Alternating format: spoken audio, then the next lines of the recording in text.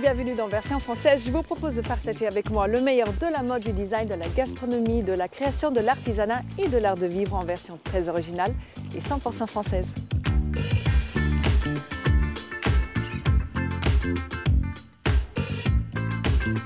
Maison Le Sage nous emmène aujourd'hui de l'autre côté du canvas et nous fait découvrir ses techniques de broderie précieuses. Les voyages et les rencontres l'ont inspiré pour sa marque Inuit Touche. Lise Guiton nous raconte la naissance de ses imprimés. Pour rester tonique, on vous fait découvrir la capitale sous un angle sportif. Mettez vos baskets, Paris Sport, nous voilà. Caroline fait tout de A à Z avec sa gamme de céramique aux dessins légers et aux couleurs inspirantes. La relève, c'est 3-7. Tout ce qui est arty, cozy, Frenchy en version française, c'est tout vu, c'est point de vue.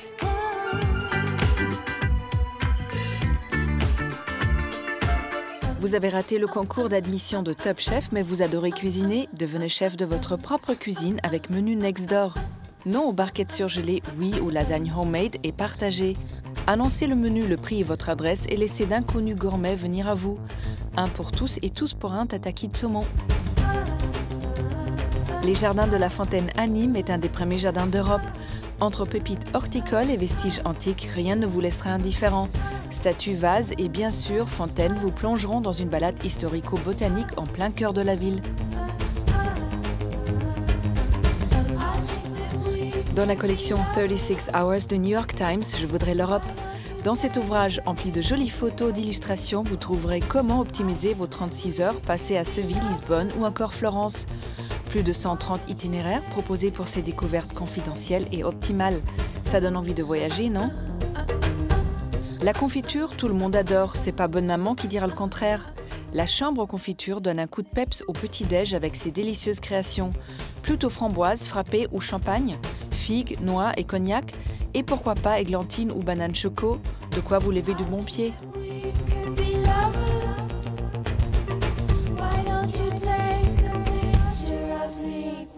La renommée Maison Le Sage nous dévoile ses secrets brodés. Découverte d'une école pas comme les autres, où l'on se transmet depuis des générations les techniques de broderie intemporelle.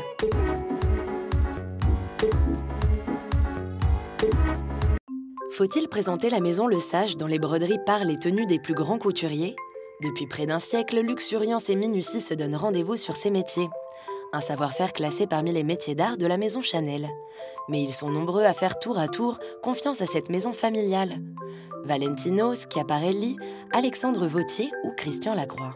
C'est pourtant loin des défilés et du faste de la haute couture que François Le Sage, à la tête de la maison de broderie créée par ses parents, décide de fonder une école ouverte à tous. Sa volonté, c'était bien évidemment de transmettre et de faire connaître la maison à tout public. Il a été visionnaire, il a eu le flair. En fait, ce n'était pas d'une évidence qu'une école de broderie pourrait amener autant de profils différents et de nous réunir en permanence autour de ce métier et de ce savoir-faire. Au sein des locaux historiques de la maison, étudiants de tous horizons viennent toucher au sens propre les trésors de cette institution de la broderie. Aujourd'hui, c'est la technique du Lunéville qui est mise en pratique. Les techniques enseignées à l'école, en fait, sont absolument les mêmes que celles dans nos ateliers. Donc la technique du Lunéville, qui est une technique au crochet avec un manche en bois et qui se termine par une petite aiguille courbe et qui vient attraper le fil pour poser les paillettes et les perles. Et bien en fait, on l'enseigne dès les premiers cours. Ce que j'aime, c'est qu'avec les mêmes matières, on arrive à faire des points variés et totalement différents. Et on arrive à un résultat qui est vraiment splendide. Au-delà des gestes, l'entrée dans l'univers Le Sage permet d'avoir accès aux 75 000 archives de la maison, ainsi qu'à un foisonnement de perles, sequins et autres fournitures impensables. C'est la petite touche Le Sage. Par nos fournitures, par nos matières, nous avons 90 tonnes de fournitures, de perles, de lames, métal, de choses, de matières qui parfois n'existent même plus, mais en tout cas on les utilise encore dans tous nos niveaux parce que ça permet aussi d'avoir accès, et ce sont des fournitures que M. Le Sage François Lesage a racheté tout au long de sa carrière. Sur les bancs de cette école, la diversité des profils est étonnante. Jeunes étudiants en art, commerce et mode du monde entier côtoient des médecins, retraités, auto-entrepreneurs passionnés. Et cette école est un vecteur de communication aujourd'hui, et puis on se rend compte au fil des jours que ça nous permet de faire des rencontres, des échanges avec des étudiants de diverses écoles, de mode, de commerce, de communication. Comme elles connaissent vraiment la technique, elles arrivent bien à nous montrer et lentement, à faire les gestes lentement pour nous apprendre, parce que c'est vrai que quand on a l'habitude, on a l'impression qu'on va super vite. Les brodeuses chevronnées des ateliers endossent en parallèle la fonction de professeur. Une source de fierté et de valorisation inestimable. C'est extraordinaire de se dire qu'à un moment, on est là et on continue l'histoire. Et aujourd'hui, on transmet et on essaie de faire passer la passion qui était très importante, en tout cas pour ce métier. Et aujourd'hui, moi, je me pose aussi la question, et nous, pour les 20 ans, 25 ans à venir, que doit-on faire? Sans savoir si on sait faire ou pas, mais en tout cas, on y met toute notre énergie pour que dans 25 ans, peut-être que d'autres diront « Ah ouais, c'était génial !» Comment pourrait-il en être autrement? Pratiquer auprès de ses mains expertes, approcher les archives d'une maison centenaire, accéder aux techniques de pointe d'un savoir-faire rare. Pour beaucoup, cette perspective ressemble à un rêve.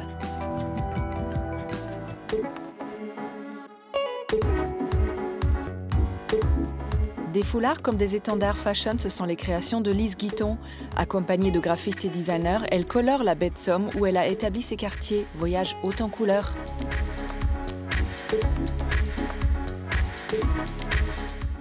Lise Guiton marche à l'intuition.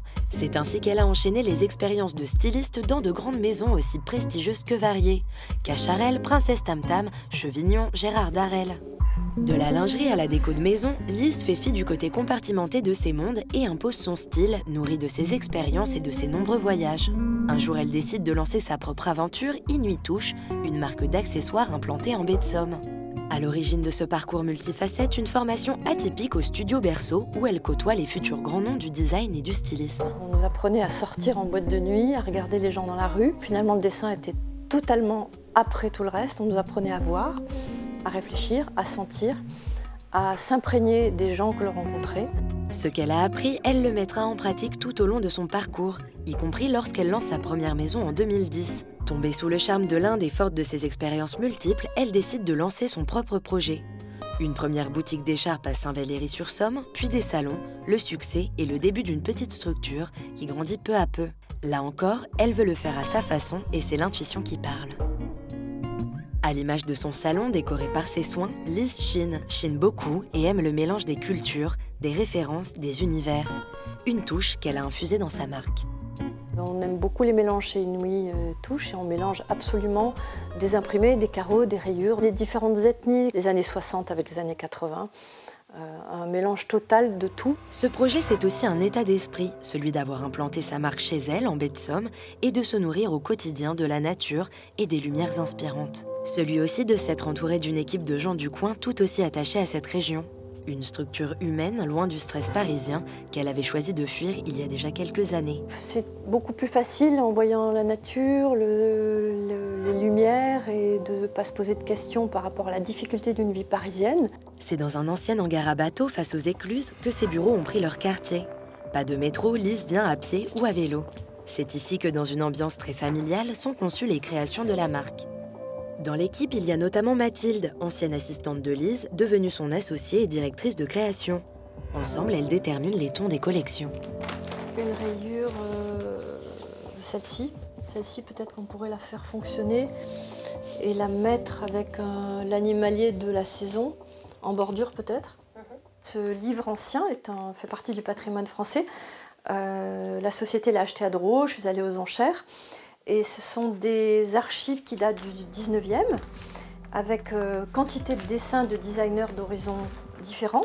Et nous nous servons de cette base de données d'archives que nous mélangeons à d'autres documents ou d'autres créations totalement. À partir de ces inspirations, elles établissent un mood board et supervisent les dessins des designers. Il faudra le regarder en taille réelle pour voir ce qu'il donne. Et moi, je rajouterais bien des coins de couleurs un peu différents qui viendraient totalement irréguliers sur les coins, sur une bande. Car oui, c'était important pour Lise de mettre le dessin au cœur du projet. Je crois que nous sommes 2 ou 3 sur le marché à dessiner entièrement les collections. Ça nous demande une grosse énergie. Je pense que c'est l'essence même d'Inouï et tout par-delà.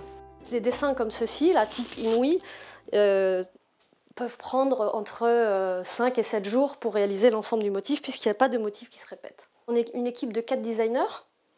On a tous notre patte et les gens de la boîte savent très bien nous reconnaître. Inspirations diverses et touches personnelles des designers s'harmonisent autour de fils conducteurs, les animaliers, les portraits d'objets ou des réalisations plus graphiques. Tout ça est un judicieux équilibre à trouver entre le motif, qui raconte une histoire, la couleur, la matière et le tissage. Leur terrain de jeu s'est étendu aux pochettes, sacs, mais aussi au prêt-à-porter et à la décoration. Le tout s'expose désormais en boutique à Paris, dans le 6e arrondissement. Je commence à exporter un peu de partout dans le monde. C'était important que les gens à qui nous vendons puissent retrouver notre marque à Paris. Mais attention, cette boutique, Lise l'a voulu à son image. Du mélange, des objets chinés et quelques clins d'œil à la baie de Somme, et notamment à de jeunes créateurs de la région. Comme Lise n'en finit jamais d'explorer de nouveaux univers, elle a également lancé sa propre marque de bijoux. Quelle sera la prochaine aventure pour cette grande intuitive ? Peut-être qu'elle la trouvera au détour d'un voyage quelque part entre Paris, Saint-Val et New Delhi, pourvu que cela lui inspire encore des projets inouïs.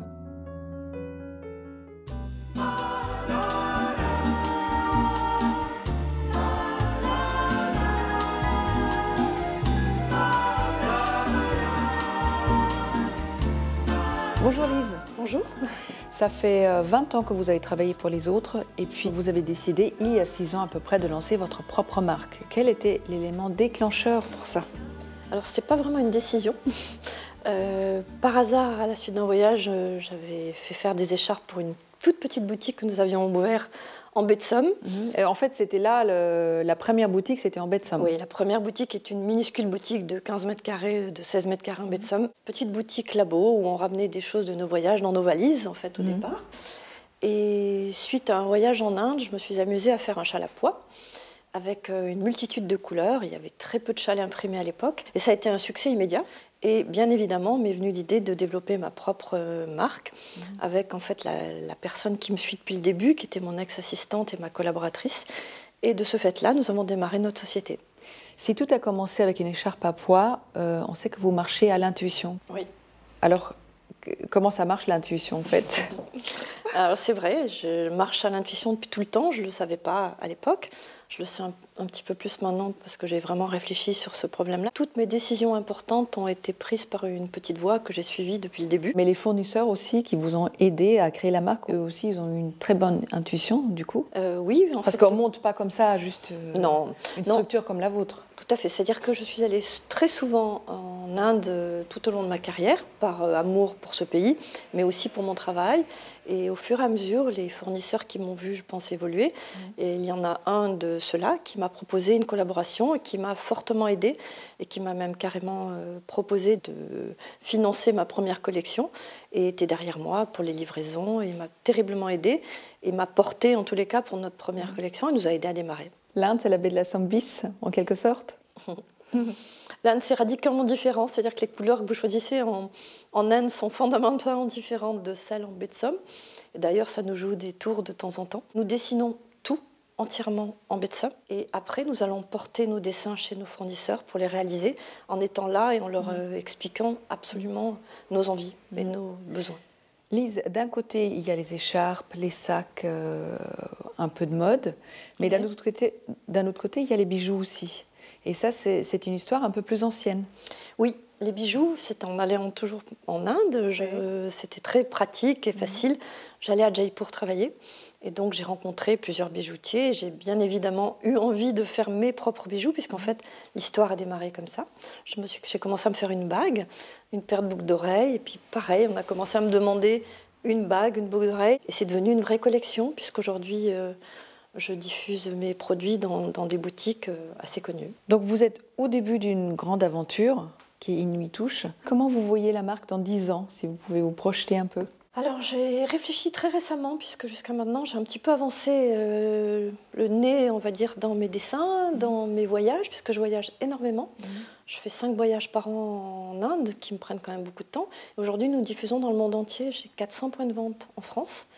Et je dois en avoir 150 dans le monde. Je commence juste à me poser et en fait j'ai décidé d'ouvrir une boutique à Paris pour poser la marque, c'est-à-dire qui serait un flagship. Et j'ai cherché assez longtemps une boutique qui me ressemble. Je suis assez contre les chaînes et je trouve qu'aujourd'hui on est un peu envahi par cette espèce de...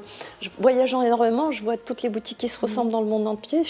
C'est très frustrant. Nous menons notre vie un petit peu en parallèle de tous ces mondes un petit peu uniformes, enfin en tous les cas je trouve. Et en fait, nous dessinons et nous faisons ce qui nous plaît. Et tant que je peux le faire, je décide de le faire. Merci beaucoup, Lise. Merci à vous.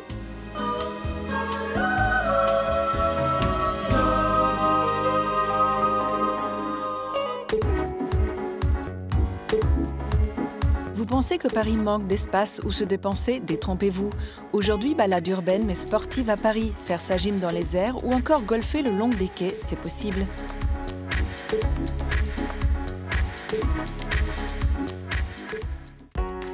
Repérage, c'est votre rubrique dénicheuse de bons plans parisiens. Cette semaine encore, on a marché, couru, rampé, arpenté, cheminé, exploré, mais plus que d'habitude. Oui, aujourd'hui on fait du sport. Enfilez votre plus beau short et vos baskets, on part à la découverte d'activités insolites.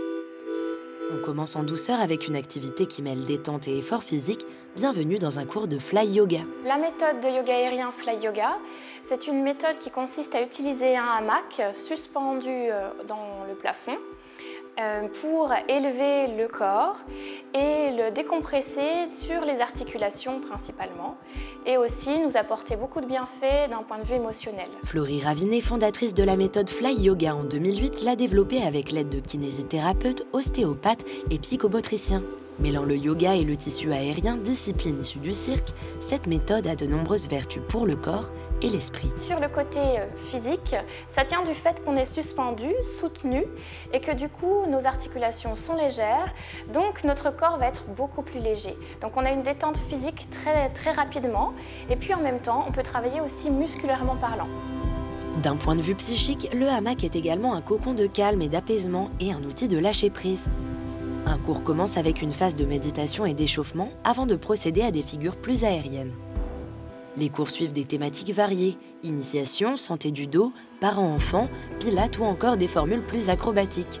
Tout le monde y trouve son compte. La méthode Fly Yoga, elle s'adresse à tous et c'est ça qui est fabuleux. Parce que l'outil, le tissu, il vient nous envelopper et il s'adapte à nous. Que l'on soit souple ou cassé de partout, cette méthode est accessible et utile à chacun. Alors, prêt à vous envoler ? Maintenant que vous êtes détendu, on vous propose une activité dans un tout autre genre. Le golf, c'est trop chic, trop guindé et trop loin pour vous? Eh bien voilà quelque chose qui devrait vous faire changer d'avis.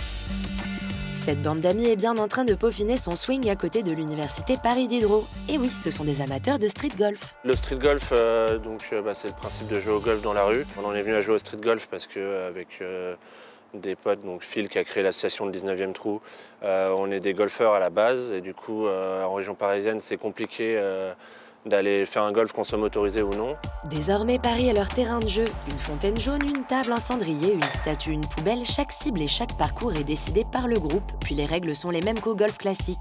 Atteindre l'objectif en fonction d'un par fixé avec son club et sa balle, certes semi-rigide pour éviter tout accident. De même, les règles de sécurité imposent d'arrêter de jouer en cas de passage.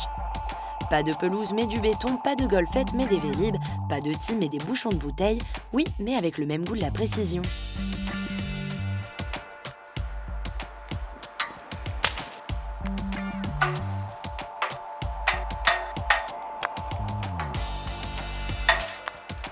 Et c'est aussi une manière de découvrir et de se réapproprier l'espace urbain. Ça permet par le biais du street golf de découvrir tous ces endroits dans Paris, donc aussi bien des quartiers connus avec monuments comme des petites rues. Le street golf fait des émules un peu partout dans le monde et se pratique aujourd'hui lors de compétitions nationales et internationales.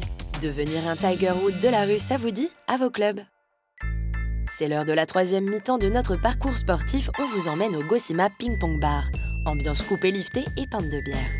On a associé, comme son nom l'indique, un bar avec des tables de ping-pong pour pouvoir pratiquer le ping-pong dans un lieu décontracté, convivial, vraiment basé sur le côté ludique de la pratique, pas du tout compétition.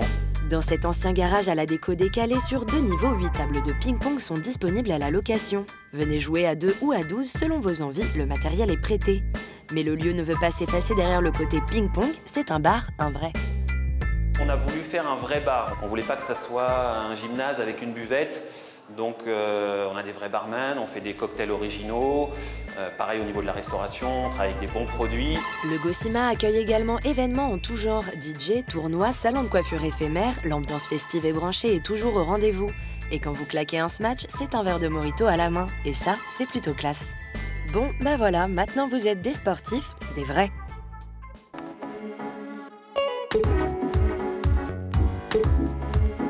Si vous n'êtes pas dans votre assiette, les créations de 3-7 vont vous remonter le moral. Caroline nous explique toutes les étapes de la fabrication de ces céramiques poétiques et nous transporte dans son univers. Légère et fine, avec une petite touche de naïveté, les assiettes de Caroline défient toutes les lois de la céramique, et pour cause. À l'origine, Caroline et son mari étaient dans le meuble, mais en quittant les États-Unis pour revenir en France, la jeune femme se lance dans la production d'assiettes. J'ai aucune notion de céramique à la base, donc je savais en fait ce que je voulais et j'ai juste fait en sorte que mes assiettes ressemblent à ce que je voulais dans ma tête. Donc je pense qu'il y a beaucoup de céramistes qui me diraient que c'est pas du tout comme ça qu'il faut faire. Mais peu importe les secrets de fabrication, le résultat est là. En quelques mois, les ventes ont explosé. Un succès que Caroline n'attendait pas aussitôt, il a donc fallu s'adapter. Ce qui a été hyper dur en fait, c'est de moi qui faisais les assiettes toute seule, de tout d'un coup avoir un peu industrialisé ça, c'est-à-dire à expliquer aux filles comment les faire sans avoir vraiment la technique, à leur dire il faut juste que les assiettes soient légères, machin. Donc ça a été hyper compliqué pendant 2 mois et là ça y est, par contre on est rodé, on est une équipe en béton.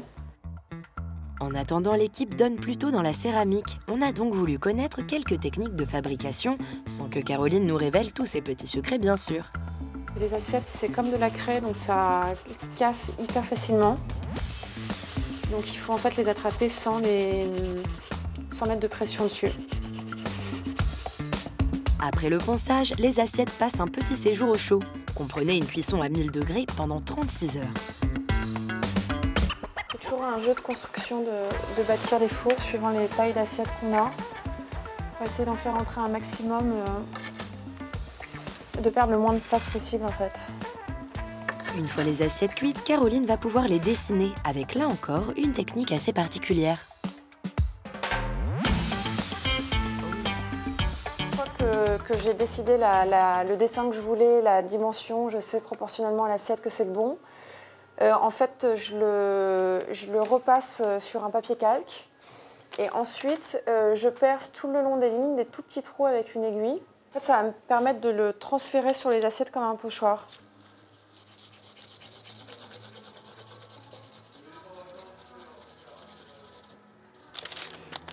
Il y a toute la partie dessin qui est hyper importante parce que ça fait vraiment partie intégrante des assiettes, mais autant que la forme de l'assiette, parce qu'en fait, au début, j'avais essayé sur des assiettes qui étaient préfabriquées, qu'on voit dans les commerces avec le pied de l'assiette qui sont plus épaisses, etc.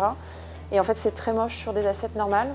Donc en fait, maintenant que j'ai mes assiettes complètement au point, je n'ai plus que la créa de chaque collection à faire.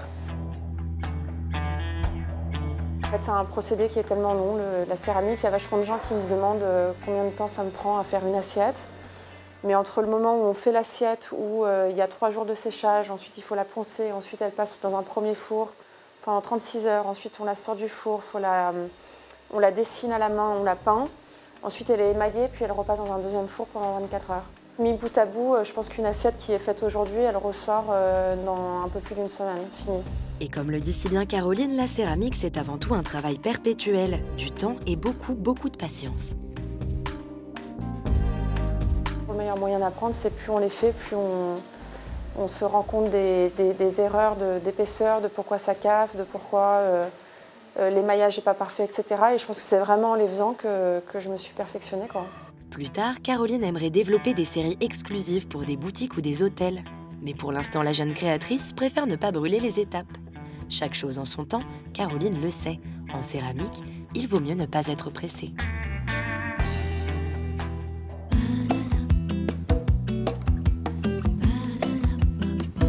La sœur française est déjà finie, mais on revient très vite avec style. Bye!